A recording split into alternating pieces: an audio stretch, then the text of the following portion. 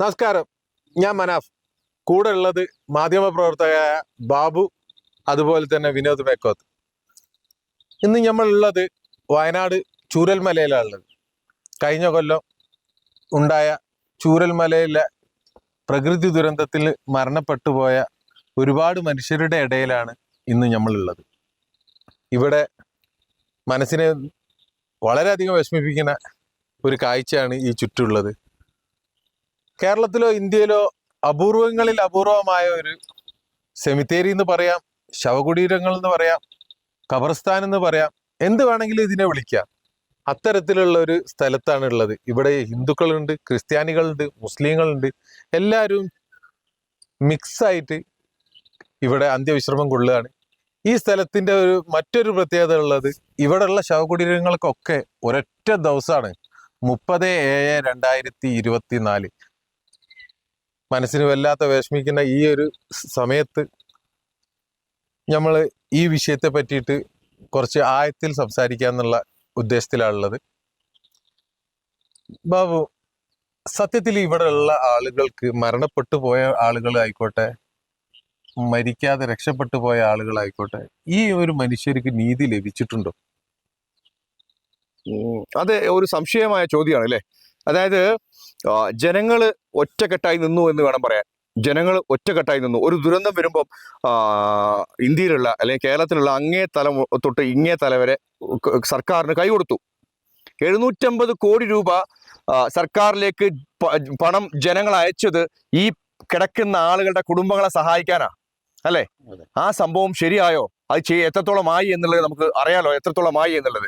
ഇവരുടെ കുടുംബങ്ങളൊക്കെ വഴിയാധാരമായി പോയി കിടക്കുന്ന ഒരു അവസ്ഥയിലാണ് ഇന്ന് ശരിക്കും ചൂരൽമല ഉള്ളത് അല്ലേ. നമ്മൾ ശരിക്കും ഇവിടെ നിൽക്കുമ്പോൾ വല്ലാത്തൊരു വിഷമമാണ് അല്ലേ, വല്ലാത്തൊരു വിഷമം ആണ് ഇവിടെ നിൽക്കുമ്പോൾ. ഇവരുടെ കുടുംബങ്ങൾക്ക് ആർക്കെങ്കിലും നീതി കൊടുക്കാൻ കഴിഞ്ഞോ എന്ന് ചോദിച്ചാൽ എൻ്റെ ഒറ്റ ഉത്തരം ഇല്ല എന്ന് തീർത്തും പറയാൻ കഴിയും. കാര്യം അത്തരം രീതിയിലേക്ക് വല്ലാത്ത സ്വപ്നങ്ങളുള്ള ആളുകളായിരുന്നു ഈ കിടക്കുന്ന ആളുകളൊക്കെ അല്ലെ. 300-ലധികം ആളുകൾ ഇവിടെ കിടക്കുന്നുണ്ട് അല്ലേ. ആ കൂടെ അവർക്ക് കിട്ടിയെന്ന് എന്താന്ന് വെച്ച് കഴിഞ്ഞാൽ അവരെ സ്നേഹിക്കുന്ന ആളുകളുടെ കൂടെ ഒരുമിച്ച് കിടന്നുറങ്ങാൻ പറ്റി എന്നുള്ള ഒരു സന്തോഷം മാത്രമേ അവർക്ക് ഉണ്ടാവുള്ളൂ എന്നാണ് എനിക്ക് തോന്നുന്നത്. കാര്യം അത്രയേറെ വിഷമമുണ്ട് ഇവിടെ നിൽക്കുമ്പോൾ. സർക്കാരിലേക്ക് സർക്കാരിന്റെ പണം വേണ്ട, ജനങ്ങൾ കൊടുത്ത പണം മതി. ജനങ്ങൾ അത്രയേറെ സർക്കാരിനെ സഹായിച്ചു. 750 കോടി രൂപയാണ് ജനങ്ങൾ ഒറ്റക്കെട്ടായി ഈ ഒരു കുടുംബങ്ങളെ, ഈ മരണപ്പെട്ട് കിടക്കുന്ന ഇവരുടെ കുടുംബങ്ങൾ വഴിയാധാരമാവരുത് എന്ന് വെച്ച് കൊടുത്തത്. മുൻപും ഇത്തരം സംഭവങ്ങൾ ഉണ്ടായിട്ടുണ്ട്. ആരും ചോദ്യം ചെയ്യുന്ന സമയത്ത് ആക്രമിക്കാനാണ് പതിവ്. വലിയ രീതിയിലേക്ക് വിമർശനം ഉണ്ടാക്കും. തീർച്ചയായിട്ടും. അതുപോലെ തന്നെ വിനോദട്ടാ, നമ്മൾ ഒരു സർക്കാരിനെ തിരഞ്ഞെടുക്കുമ്പോൾ വളരെയധികം പ്രതീക്ഷയോട് കൂടിയിട്ട് നമ്മളെ മക്കളുടെ ഭാവി, നമ്മളുടെ നാടിൻ്റെ ഭാവി സുരക്ഷിതമായ ഒരു കരങ്ങളിൽ എത്തണം എന്നുള്ള ഒരു വലിയ പ്രതീക്ഷയോട് കൂടിയിട്ടാണ് ഓരോ സർക്കാരുകളും സാധാരണ മനുഷ്യർ തിരഞ്ഞെടുക്കുക. സത്യത്തിൽ ആ ഒരു പ്രതീക്ഷക്കൊത്ത് ഉയർന്നിട്ട് പ്രവർത്തിക്കാൻ ഇന്നത്തെ ഗവൺമെൻറ്റുകൾക്ക് കഴിഞ്ഞിട്ടുണ്ടോ? അത് കേന്ദ്ര ഗവൺമെൻറ് ആയിക്കോട്ടെ, അല്ലെങ്കിൽ അത് സംസ്ഥാന ഗവൺമെൻറ് ആയിക്കോട്ടെ, ഇവർക്ക് കഴിഞ്ഞിട്ടുണ്ടോ? ഇവിടെ സർക്കാരിന് എന്തെങ്കിലും നിർവഹിക്കാനുണ്ടോ? യഥാർത്ഥത്തിൽ സർക്കാരിന് ഒരു പോസ്റ്റ്മാൻ വീട്ടിൽ കത്ത് കൊണ്ടു കൊടുക്കുന്നത് പോലെ ആരോ അയച്ച പോസ്റ്റ്, ആ കത്ത്, ആ തപാൽ വീട്ടിലെത്തിക്കുന്ന ആ ഒരു പണി മാത്രമേ, ഒരു പോസ്റ്റ്മാന്റെ പണി മാത്രമേ ഇവിടുത്തെ സർക്കാരിന് എടുക്കാനുള്ളൂ. ഈ ഒരു വിഷയത്തിൽ ജനങ്ങൾ വാർത്ത കണ്ണീരിന്റെ, ഇവിടുത്തെ ജനങ്ങൾ അനുഭവിച്ച ദുരിതത്തിന്റെയൊക്കെ ആഴം ഉള്ളിൽ പേറിയ മലയാളികൾ, ലോകമെങ്ങുമുള്ള മലയാളികൾ, പാവപ്പെട്ടവർ മുതൽ പണക്കാർ വരെ എല്ലാവരും, ചെറിയ കുട്ടികൾ വരെ അവരുടെ കുറ്റി പൊട്ടിച്ചിട്ട് സൈക്കിൾ വാങ്ങാൻ വെച്ച പണം, അതുപോലെ തന്നെ അവർക്ക് ഇഷ്ടപ്പെട്ട പലഹാരം വാങ്ങാൻ വെച്ച പണം, അല്ലെങ്കിൽ കളിപ്പാട്ടം വാങ്ങാൻ, അങ്ങനെ തുടങ്ങി അമ്മമാർ വളരെ ഹജ്ജിന് പോകാൻ വെച്ച പണം, അങ്ങനെ വളരെ പ്രഷ്യസ് ആയ മണി എന്ന് പറയുന്നത് അവരുടെ ഉള്ളിൽ തട്ടിയ കരുതൽ. അതിന് പണം എന്നല്ല പറയാ, അവരുടെ സ്നേഹമാണ്. അത് 750 കോടിയോളം രൂപ വരും. ചെറിയ തുകയാണ്. അത് ഡിസ്ട്രിബ്യൂട്ട് ചെയ്യാൻ ബാബു ഈ ഗവൺമെന്റിന് എന്താണ് മടി? എത്ര കുടുംബങ്ങളുണ്ട്? ഏതാണ്ട് 500-ലധികം കുടുംബം. 500 കുടുംബങ്ങൾ വെക്കുക. 500 കുടുംബങ്ങൾക്ക് 1 കോടി രൂപ കൊടുത്താലും ബാക്കി 250 കോടി രൂപ സർക്കാരിന്റെ കയ്യിൽ സേഫ് ആയിരിക്കും. അല്ല ചില വർക്കുകൾ ചെയ്താൽ മാത്രം. ഞാൻ പറയുന്നത് വേണ്ട, 1 കോടി രൂപ കൊടുക്കണ്ട. മനാഫ്ക്ക് അറിയാലോ, 15 ലക്ഷം രൂപ ഓരോരുത്തർ വാങ്ങി പോയിട്ടുണ്ട് അല്ലേ.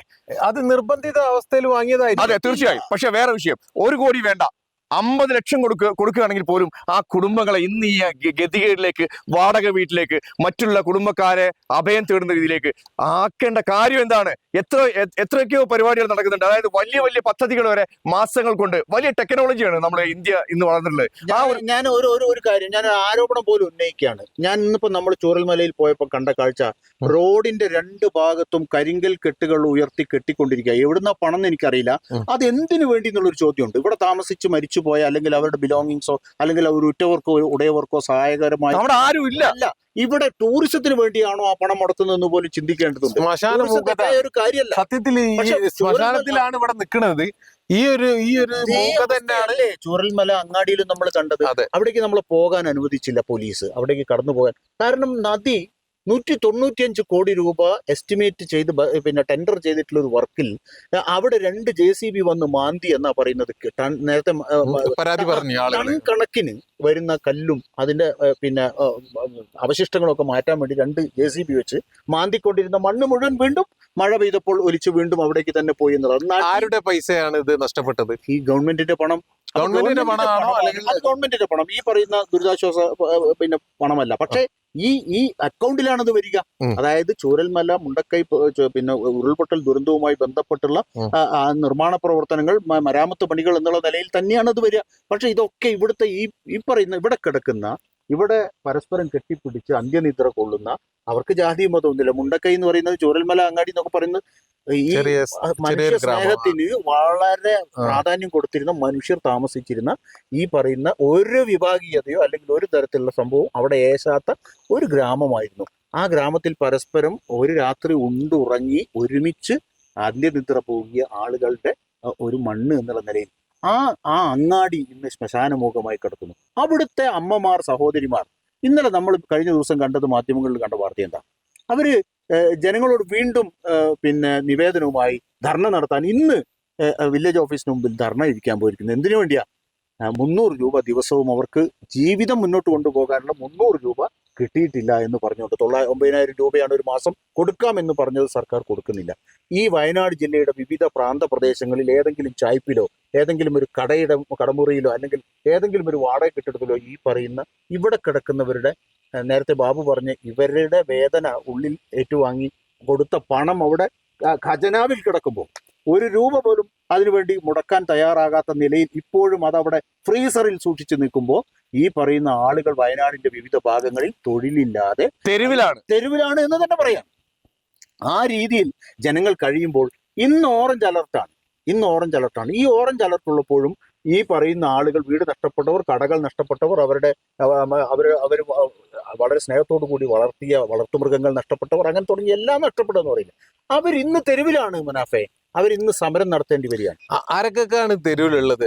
അമ്മമാരായ തിരുവനന്തപുരത്ത് സമരം ചെയ്യുന്ന ആശാ വർക്കർമാർ തെരുവിലാണ്. എത്ര ആളുകൾ? അല്ല, ഇത് നമ്മളിപ്പോ സർക്കാരിനെതിരെ സംസാരിക്കുന്ന രീതിയിലേക്ക് ആരെങ്കിലും കണക്ക് കൂട്ടിയാൽ അത് സർക്കാരിനെതിരെ സംസാരിക്കുന്നതല്ല. ജനങ്ങള് ശരിക്കും ഈ 750 കോടി രൂപ കൊടുത്തത് ഈ കിടക്കുന്ന കുടുംബങ്ങളെ സഹായിക്കാൻ വേണ്ടിയിട്ടാണ്. അപ്പോ വിനോദം പറഞ്ഞ പോലെ ഒരു പോസ്റ്റ്മാനെ പോലെ ഇത് എടുത്ത് കൊടുത്ത് അത് എത്തിക്കേണ്ട സ്ഥലത്തേക്ക് എത്തിക്കുന്നതിന് പകരം ഇത്തരം രീതിയിലേക്ക് ജനങ്ങളെ സമരം ചെയ്യിപ്പിക്കുന്ന രീതിയിലേക്കും അവരെ കഷ്ടപ്പെടുന്ന രീതിയിലേക്കും ഒക്കെ പോകുന്ന സംഭവം ശരിയല്ല എന്ന് എനിക്ക് പറയാനുള്ളത്. കാര്യം വേറെ ഇവർ ഉന്നയിക്കുന്ന വലിയ കാര്യം എന്താണെന്ന് വെച്ച് കഴിഞ്ഞാൽ, ഇത് അറിയിക്കാത്ത ആളുകൾ ഇതിൽ വന്ന് ക്യൂ നിൽക്കുന്നു എന്നുള്ളതാണ്. അവരെ തിരിച്ചറിഞ്ഞ് മാറ്റി നിർത്തപ്പെടേണ്ടത് തന്നെയാണ്. ഉറപ്പായിട്ട് മാറ്റി നിർത്തപ്പെടേണ്ടതാണ്. അത് സർക്കാരിനോട് 100% നമ്മൾ പറയേണ്ടതുണ്ട്. സർക്കാർ സംവിധാനം ഉണ്ടല്ലോ, തീർച്ചയായും. ഉപയോഗപ്പെടുത്തി ഒരു വർഷം, ഞാൻ പറയുന്ന ഒരു വർഷം എന്ന് പറയുന്നത് ചെറിയ കാലയളവല്ല. ഇപ്പോ ഇവിടെ തിരിച്ചറിയാത്ത ബോഡി ഇപ്പോൾ ഇവിടെ സംസ്കരിച്ചിട്ടുണ്ട്. ഇപ്പോഴും തിരിച്ചറിയാത്ത നമ്പർ ഇട്ടിട്ടുണ്ട്. ഇന്നലെ ഒരു ബോഡി ഇവിടുന്ന് കൊച്ചുമക്കളുടെ അടുത്തേക്ക് ഷിഫ്റ്റ് ചെയ്ത്. ഇന്നിപ്പോ ഒരാള് പറഞ്ഞല്ലോ, അതെ, ഇന്ന് ഷിഫ്റ്റ് ചെയ്ത്. ഞാൻ ചോദിക്കുന്നത്, ഒരു സർക്കാർ സംവിധാനത്തിനെ ആണല്ലോ നാട്ടിലുള്ള ജനങ്ങളെ ഏറ്റവും കൂടുതൽ വിശ്വസിക്കുന്നത്, ആശ്രയിക്കുന്നത്. ഇത് ഈ ചൂരൽമല ദുരന്തം നടന്ന പാടെ തന്നെ മുഖ്യമന്ത്രി ദുരിതാശ്വാസ ഫണ്ടിലേക്ക് സംഭാവന ചെയ്യരുതെന്നുള്ള രീതിയിൽ പല പ്രമുഖരായ വ്യക്തികൾ അഭിപ്രായം പറയുകയുണ്ടായി. നമ്മൾ പല ആളുകളും ആശ്ചര്യപ്പെട്ട്, ഇതെന്താണ് ഇവരിങ്ങനെ ഒരു അഭിപ്രായം പറയണമെന്നുള്ളത്. അവരുടെ അഭിപ്രായങ്ങൾ ഇന്ന് ശരിവെക്കുന്ന രൂപത്തിലായിരിക്കും എന്തോ ശരിയായില്ലേ അവര് പറഞ്ഞത്? അവർ പറഞ്ഞതിലാണോ ശരി എന്നുള്ള രൂപത്തിലായല്ലോ കാര്യം ഈ വിഷയങ്ങൾ- ബാക്കിലേക്കുള്ള പല ഈ- പ്രവർത്തനവും ഈ- കണ്ടുകൊണ്ടിരിക്കുന്ന ആളുകളാണ്. ഇതിലൂടെ സംഭവിക്കുന്ന ഒരു വലിയൊരു പ്രശ്നം എന്താന്ന് ചോദിച്ചു കഴിഞ്ഞാൽ, ഇനിയൊരു ദുരന്തങ്ങൾ വരുമ്പോൾ ആളുകള് മുഖ്യമന്ത്രിയുടെ ദുരിതാശ്വാസ ഫണ്ടിലേക്ക് പണം കൊടുക്കാൻ മടിക്കും. അത് നഷ്ടം വരുന്നത് ആ ഒരു ദുരന്തം നടന്ന അന്ന് അത് അർഹതപ്പെട്ട ആളുകൾക്ക് അത് നഷ്ടം ഉണ്ടാവും. അപ്പൊ തീർച്ചയായിട്ടും ഇതിനൊരു വിശ്വാസ്യതയെ ചോദ്യം ചെയ്യപ്പെടില്ല. 100% നമുക്ക് അവസാനിപ്പിക്കാം അല്ലെ? അതെ. അപ്പൊ എന്തായാലും ഇത് സർക്കാരിനെതിരെ ശബ്ദിക്കുന്നതല്ല, ഇവർക്ക് വേണ്ടി ഇവരെ വഴിയാധാരമാക്കരുത്, ഇവരുടെ കുടുംബങ്ങളെ വഴിയാധാരമാക്കരുത്. വീണ്ടും വീണ്ടും എടുത്തു പറയുന്നത് എന്താ വെച്ച് കഴിഞ്ഞാൽ, അതാണ് ശരിക്കും ജനങ്ങൾ ചെയ്തത്. ജനങ്ങളുടെ കർത്തവ്യം 100% ജനങ്ങൾ നിർവഹിച്ചിട്ടുണ്ട്. ജാതി മതഭേദമന്യേ എല്ലാവരും ഒറ്റക്കെട്ടായി മനാഫ്ക പറഞ്ഞ പോലെ പല ആളുകളും കുടുക്ക പൊട്ടിച്ചും ചെറിയ കുട്ടികളടക്കം സഹായിച്ചാണ് ഇത്തരം രീതിയിലേക്ക് പണം കൊടുത്തിട്ടുള്ളത്. ആ പണം കൊടുത്ത പണം കൃത്യസമയത്ത് ചെലവാക്കാതിരുന്നു കഴിഞ്ഞാൽ എന്താണ് ആ കൊടുത്തതിന്റെ, അല്ലെങ്കിൽ ജനങ്ങൾ ആരായി പോയി എന്ന് ചില സമയത്ത് നമ്മൾ ചോദിക്കേണ്ടി വരും അല്ലെ? അപ്പൊ എന്തായാലും സർക്കാരിനെതിരെയല്ല, ആരെങ്കിലും അത്ര സർക്കാരിനെതിരെയാണ് എന്ന് പറയെങ്കിൽ നിങ്ങളൊന്ന് പരിശോധിക്കുക നിങ്ങളുടെ മനസ്സ്.